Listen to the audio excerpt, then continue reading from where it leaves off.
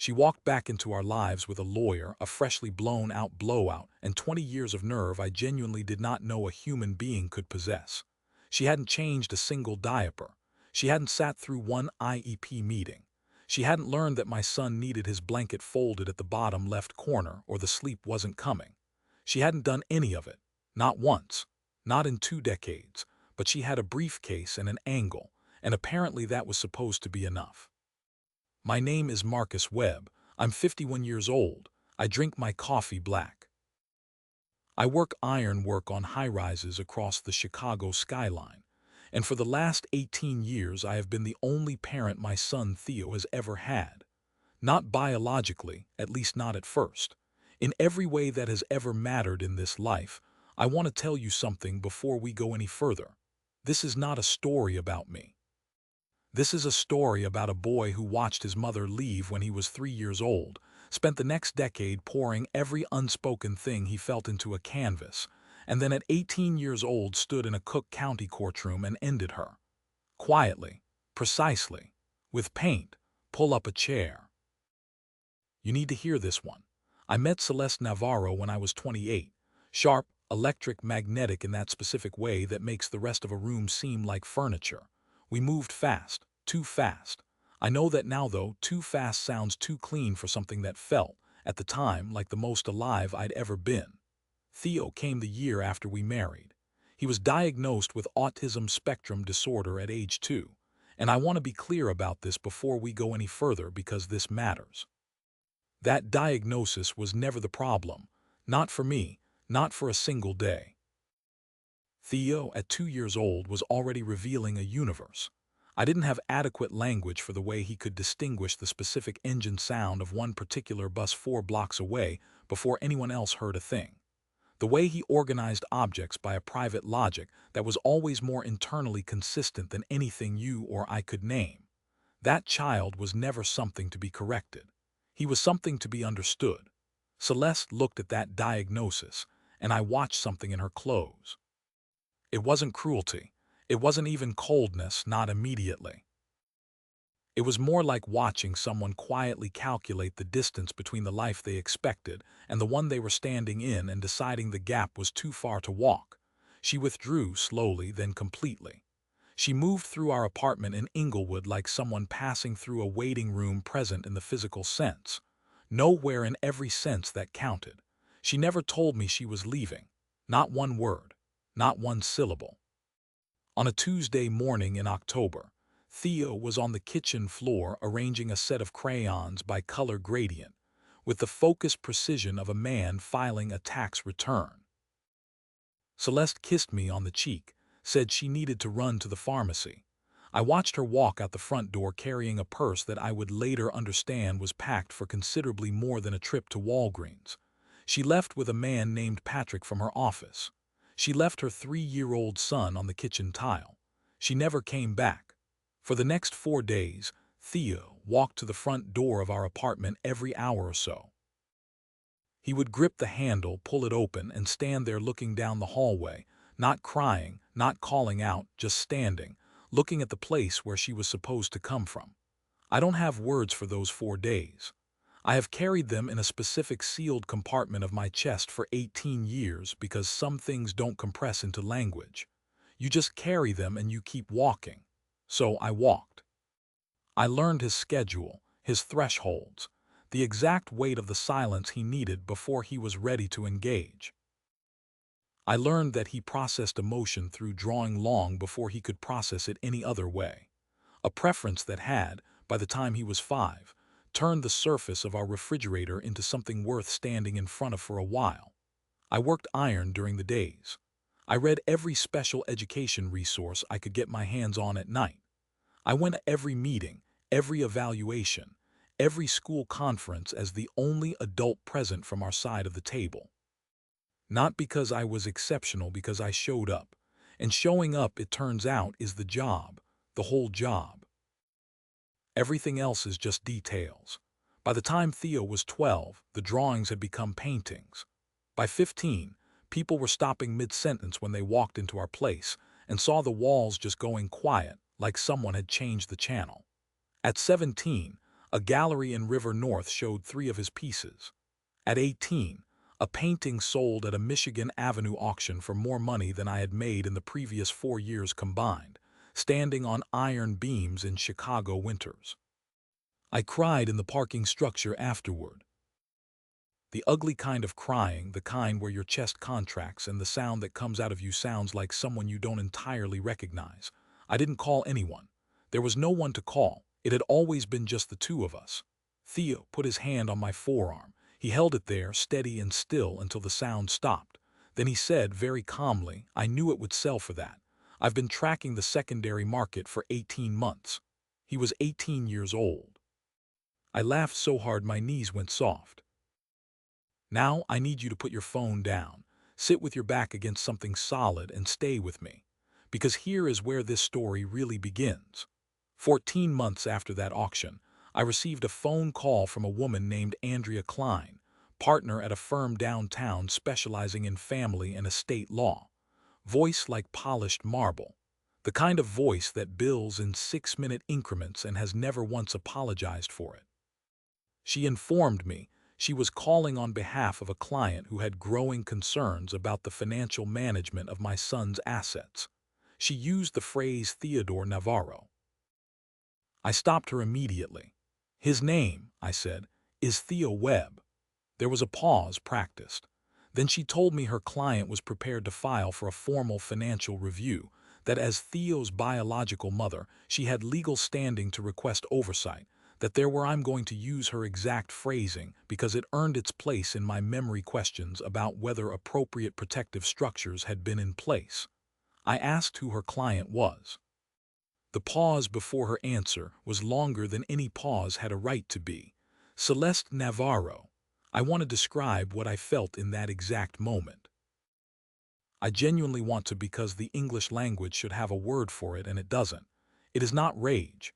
Rage is hot. This was something colder. The specific sensation of watching someone flip the entire table of a game they never once sat down to play after you spent 18 years building every piece on that board by hand in the dark alone. I went very still. The dangerous kind of still. I asked Andrea Klein to explain the specific allegations. She did, professionally, calmly. Celeste was prepared to allege that I had exploited Theo's artistic gifts for personal financial gain, that as a young man with a disability, he had lacked the full capacity to make autonomous decisions about his own work, and that there were serious concerns about whether his best interests had been adequately represented. I set the phone on the table. I walked to the kitchen window and looked out at the backyard where Theo had been painting on canvas since he was old enough to hold a brush. Then I picked the phone back up.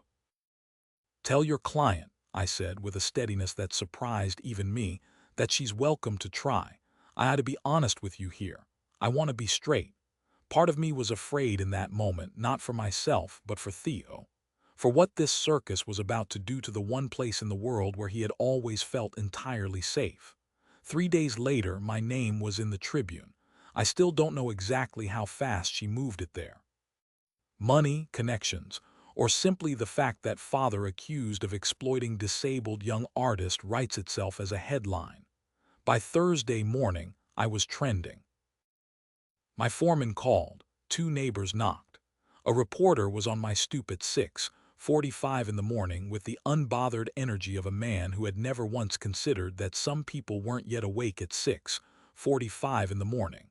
And then Celeste's legal team produced what I can only call a constructed reality. Falsified emails supposedly sent from my account. Doctored contract timestamps.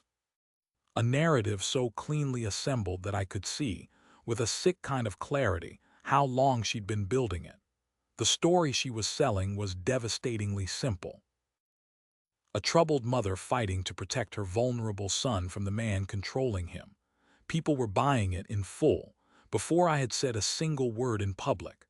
Honestly, if that had been me on the other side of this, if I'd seen that story circulating about someone else, I don't know if I'd have questioned it immediately. That's the thing about a narrative built with patience and money. It doesn't look built. It looks like the truth. My attorney, Danny Kowalski, 30 years in family law, the kind of lawyer who has a Cubs pennant in his office and somehow makes you feel like it's going to be okay, sat across from me that Friday evening and said carefully, "Marcus, she's framed this well. We need to get ahead of it and move fast. Audits, character witnesses, press strategy, everything." I nodded. My mind was already running through every document. I'd kept every receipt, every record going back 15 years. I had plenty. I wasn't afraid of the truth. I was afraid of the noise drowning the truth out before it could land. And then Theo walked into the kitchen. He was holding his sketchbook. The big black one he took everywhere. He looked at me. He looked at Danny. He glanced at my phone buzzing with notifications on the table. His face did the thing it always does, completely unreadable to anyone who doesn't know him. But I have been reading that face for 18 years. And what I saw was not panic, not anger. It was the quiet, focused energy of someone looking at a problem they have already largely solved. He pulled out a chair. He sat down. He opened the sketchbook to a page already covered in handwritten notes. He looked at both of us. "I've been expecting this," he said. "I started preparing 8 months ago." I opened my mouth. He raised one hand, just one hand, calm as a Sunday morning. "Dad, let me handle it."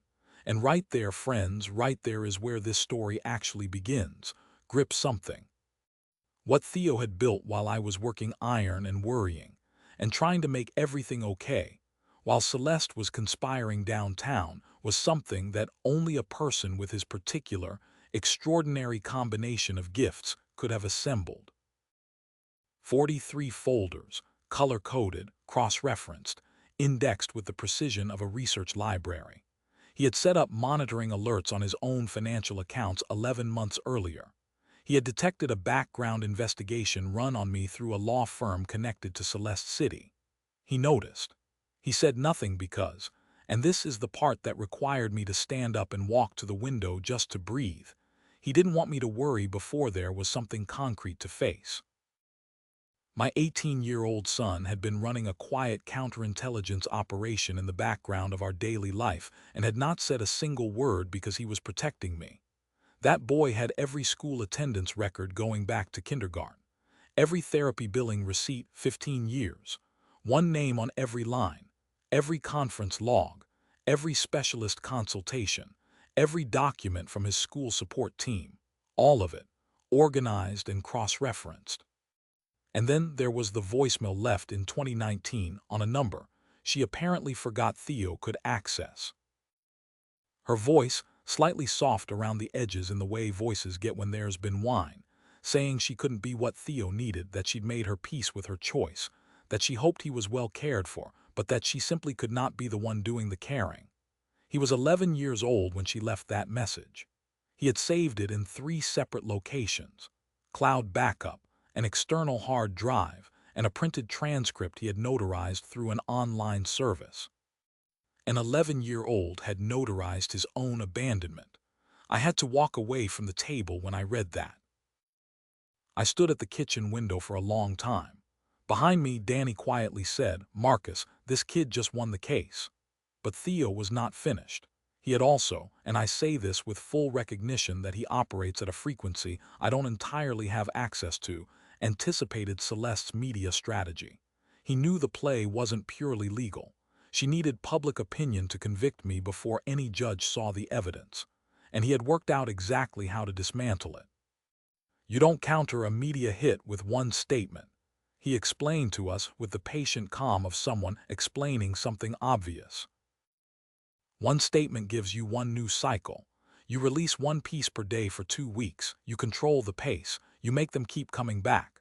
Danny stared at him. "Where did you learn that?" Theo looked at Danny the way he sometimes looked at questions that had already answered themselves. 14 days, 1 document per day. Day 1, every school attendance record, 14 years of a single adult present. Day 2, 15 years of therapy billing with 1 guarantor. Day 3, Theo's own written statement, 3 paragraphs precise, devastating in its simplicity. Day 4, the notarized voicemail transcript published in full. By day 4, the tone of the coverage had shifted so completely I barely recognized it. By day 6, Andrea Klein issued a statement calling the releases an emotional manipulation campaign. Theo read it, nodded once, and said, "Good. She's rattled." By day 10, two journalists who had originally run Celeste's narrative had quietly posted corrections. By day 12, Patrick, the man she'd left us for, had apparently become unreachable for comment. And through all of it, every headline, every call from Danny, every alert, Theo sat under the oak tree in our backyard and painted still, calm, as if none of it had a thing to do with him. One afternoon, I brought him a glass of water and stood there watching him work for a minute. "Are you okay?" I asked. His pencil didn't stop moving. "I'm always okay." I searched for the right word. "Does any of this hurt you?" He was quiet for a moment. The pencil kept moving. "She hurt me," he said finally, "when I was 6, 7, 8, 9. A pause that had weight in it. She doesn't have that kind of access to me anymore." I had nothing to say to that, so I stood there and drank my own water and let it be what it was. If you have ever sat in a room while someone claimed to care about a person they spent years ignoring, if you have ever watched someone take credit for a life they never helped build, then you already know what kind of quiet lives in your chest in those moments. It doesn't shout. It doesn't break. It just sits there, patient and certain, waiting for the moment when the record is finally allowed to speak. The final hearing was on a Wednesday. The night before, Theo found me in the living room. He sat down, laced his fingers over his knees, and told me he wanted to offer Celeste a way out before the session resumed the next morning. She withdraws permanently, waives all future claims, disappears.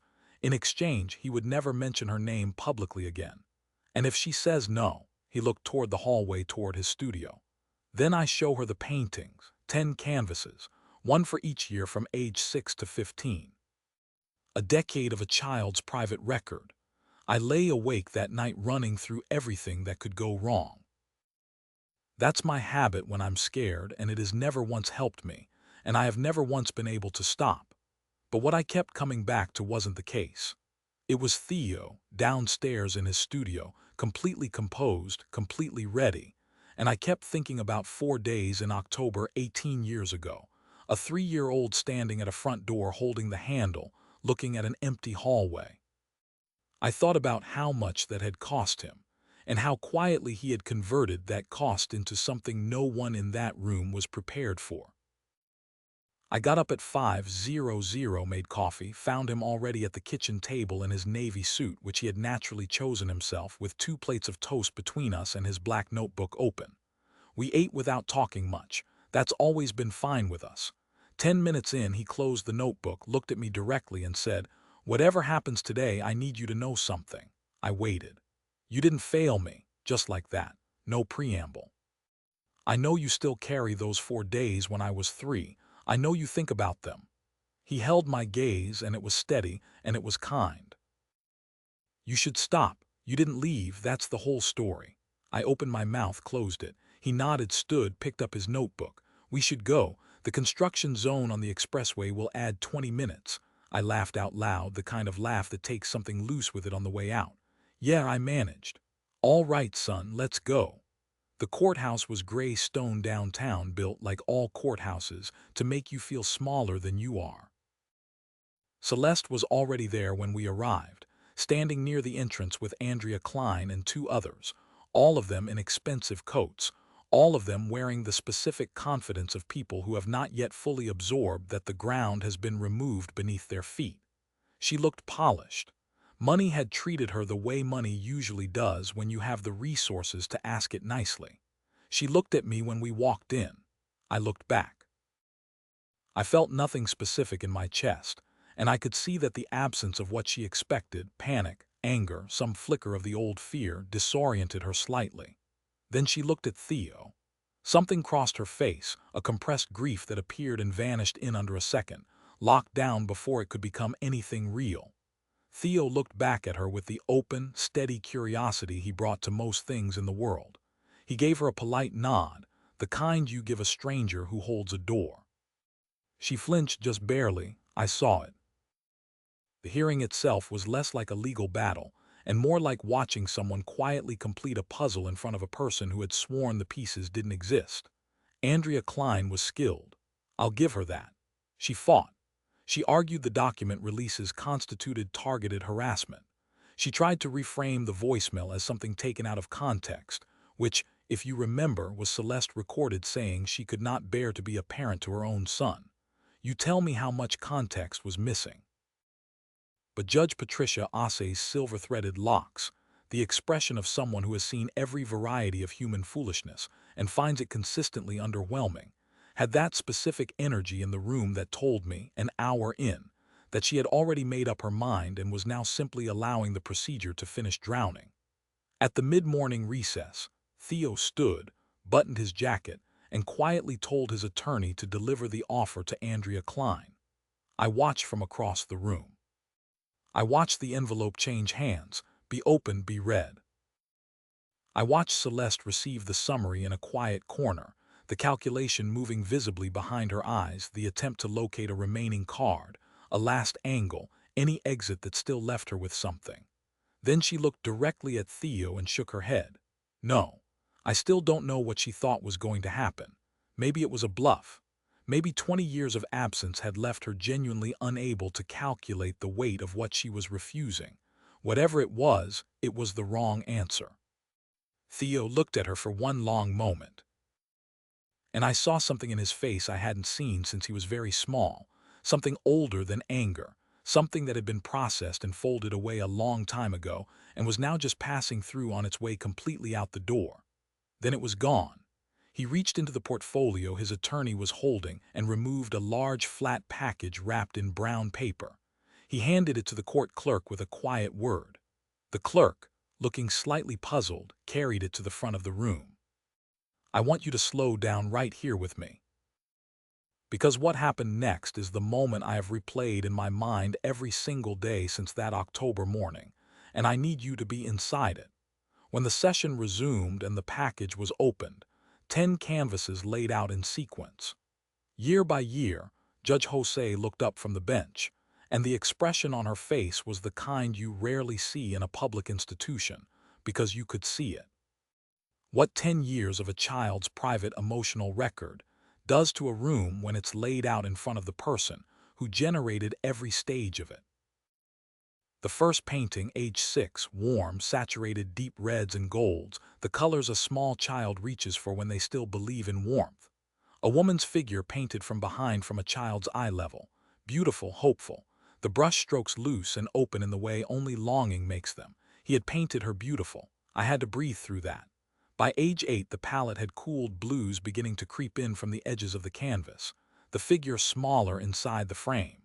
By 10, she was barely there. A suggestion, a fading shape, the rest of the canvas filled with something else. A backyard, an oak tree, a kitchen window with a warm light pressing through. By 13, the woman was gone completely. What remained was the yard, the tree, the table by the window, and a boy beneath the branches with a sketchbook on his knees. Not searching, just present, just being. The last painting, age 15, was unlike all the others. There was no absence in it, no grief, no searching, no reaching toward something that wasn't there. It was simply the backyard in the early morning, quiet and still, a coffee mug resting on the porch railing, the oak tree catching the first low light of the day. And in the lower right corner, in Theo's careful, precise handwriting, not a title but a declaration. This is enough. The silence in that courtroom was the kind you feel in your chest. I looked at Celeste. She was staring at those 10 paintings the way you stare at something that cannot be undone. Her hands were clasped in her lap. She was very still. For the first time since she had walked back into our lives with her attorneys and her manufactured concern and her borrowed grief, she looked exactly like what she was. A woman who had made a choice a long time ago in a kitchen on a Tuesday morning, and who was only now in full understanding what that choice had actually cost. Andrea Klein leaned over and spoke in her ear. Celeste closed her eyes, nodded once. The petition was withdrawn before noon.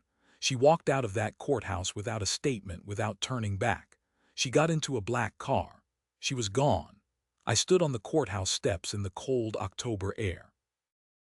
The city moved around me, traffic whined off the lake, the elevated train somewhere in the distance, and I felt something I had not felt in so long that I almost couldn't name it. Not relief exactly, something quieter. A specific peace that only arrives when something that has been sitting on your chest, not the sharp weight of a crisis, but the low, constant weight of something unresolved finally lifts completely and doesn't come back. Theo came and stood next to me. We watched the street for a while. "Just breathing, how do you feel?" I asked. He considered it the way he considered everything genuinely, without rushing. "Resolved," he said. I nodded. "Yeah, that's right, me too." He looked up at me. "We should get breakfast. You only had one piece of toast." I started laughing, the real kind, the kind that takes a little bit of everything with it on the way out. We went to Rosie's on 63rd Street, the diner we'd been going to since Theo was 7, where the owner knows his order without asking and has never once made him say it twice. We sat at our usual table by the window. We ordered what we always ordered. The October sun came through the glass at that low autumn angle that makes everything look like it already belongs inside a painting, and Theo opened his black notebook, the one that had helped dismantle 20 years of damage in 14 days, found a clean white page and started to draw. I drank my coffee. I watched the street outside. I didn't say anything. Some moments don't need words. Some moments you just sit inside of and let them be exactly what they are. This story taught me something I probably should have known already, but needed to learn from a boy with a sketchbook and 43 color-coded folders. It taught me that presence is not passive. It is not simply showing up and waiting. Presence is the most active, most sustained, most demanding choice a person makes every single day, without recognition, without a ceremony, without anyone confirming that you're doing it right. The mistake most people make is thinking that love announces itself. It doesn't. It mostly just stays. It folds the blanket at the bottom left corner. It drives to the appointments. It sits on the hallway floor at 2:00 in the morning so that a small person inside a room can hear you breathing and know that someone is still there. What Theo understood, what he had always understood, was not that his father was extraordinary. It was that his father had stayed, and that staying over 18 years had compounded into something that no courtroom and no manufactured narrative and no late-arriving attorney could touch. If you have ever been the person who stayed when leaving was the easier thing, hear me when I tell you, the child knows. They always know, even when they can't say it.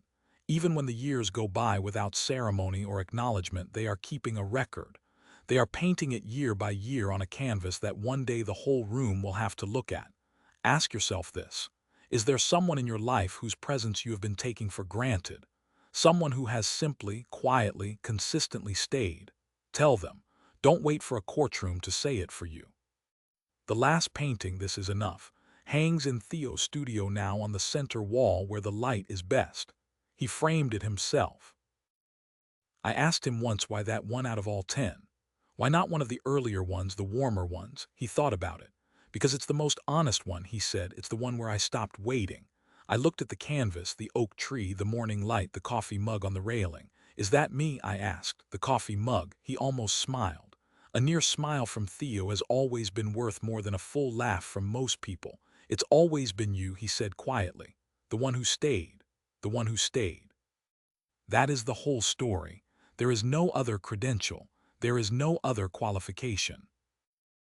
In the end, and the only end that matters, the question is just, did you stay? Theo Webb, 18 years old, painter, strategist, the most precise human being I have ever known. My son, he never needed saving. He needed someone to not walk out that door. I was that person. I will be that person every day until I run out of days, and I would do it again without a second's hesitation.